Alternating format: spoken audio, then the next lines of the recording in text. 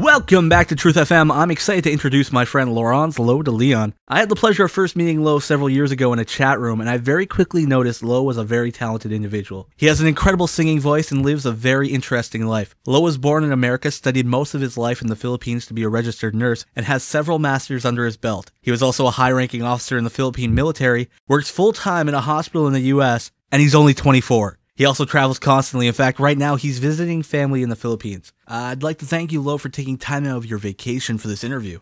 Yeah, anytime. Lowe, reading that introduction was exhausting in itself. What drives you to live such an intense life? I'll be honest with you, that's a pretty tough question. Intense life. Should I say, I have lived my life here in the Philippines for a really long time, and I've seen how life grows here. Or should I say, is it even growing or not?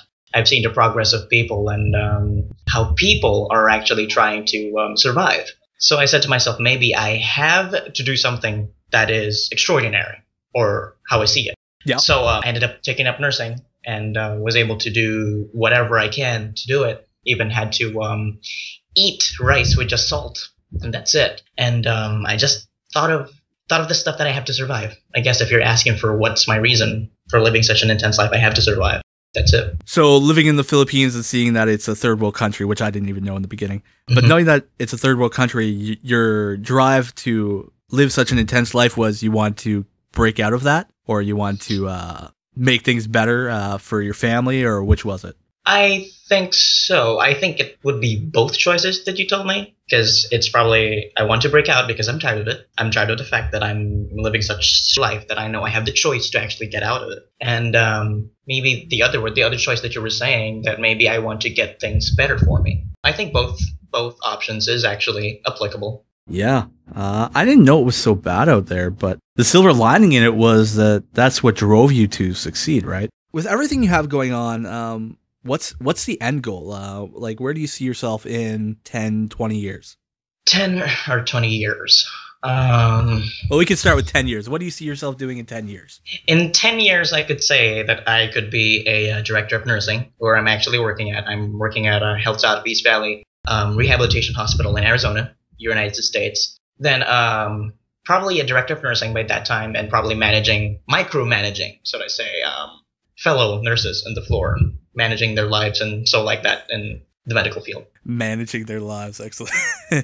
That is pretty much sure. Managing their lives, because I could fire them anytime I want to. Just kidding. Yeah. So in 10 years, you want to be managing them. What do you see in, let's say, 30 years? Like, where do you go from managing?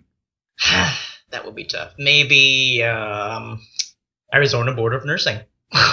The main governing body of nursing in the state of Arizona.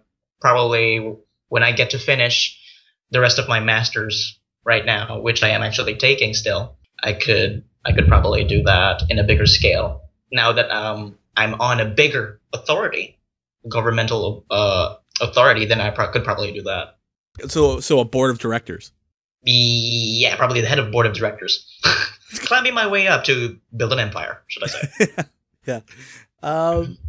What's number one on your bucket list? I mean, you have all these things going on in your life. You're a registered nurse. You were in the military, which we didn't get into. What's number one on your bucket list? Bucket list, actually. I'll be honest with you. I have 36 on my list. So you've actually made a list. I actually made a list. That's a long story. Or should I say it's short? I thought that I'm only going to live 27 years old because one nun told me about that when I was a kid. So I ended up making one. Then I kept revising it from time to time as I age. Actually, the important one is on my 36th. Okay, well, what's number one and what's number 36? Dang, should I actually say that? Well, if it's inappropriate, no. Number one is to actually get a bachelor's degree. That's something that I've actually put upon. So that's already done. That has been exploited with, because I've been a nurse already for 2 to 3 years. So you completed number one. Spending some time with that. That's number one. Okay. 36 is a little bit cheesy, I can tell you. Okay, what's 36?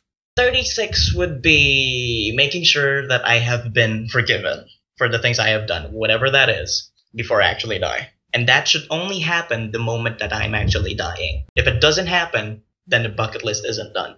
That's the bad consequence of it. I have to make sure that I'm alive. I might not know how or when I'm gonna die, but that's how it's supposed to be. So you want to end your life knowing that you've been forgiven for anything that you might have done to cause harm.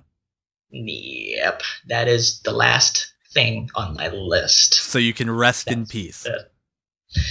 Yeah, I guess some people keeps on forgetting that fact. People say, well, I want to jump Mount Everest or something. I mean, I did skydiving, which I have done, I think, this year. And probably go to Amsterdam. That's number 35, actually. So 36 is probably something cheesy, because death is not easy, you know. It's something you have to know and deal with before you die or something. Forgiveness is something you have to do. You know what? That's just fact. You say it's cheesy, but you know what? Thinking about it, I think that's the best thing anybody could possibly put on their bucket list. To be forgiven and rest in peace, because nobody thinks about afterlife. You know what I mean? You want to leave the world on a good note. You know what I mean? That's true. That is true. For those of you who tuned in late, I've been talking to my good friend Lorenz Lowe De Leon. A registered nurse with several masters, he was a high-ranking officer in the Philippine military. He's an incredible singer and a great friend. I'd like to thank you again, Lowe, for taking the time out of your vacation in the Philippines. Anytime, Phil. As long as the chickens are not clucking like hell. Anytime. We could do this anytime. All right. Keep it locked right here. Up next, we have Moves Like Jagger, followed by a song off the new Foo Fighter album. And then I'll be taking calls and finding out what's on your bucket list. Right here on Truth FM.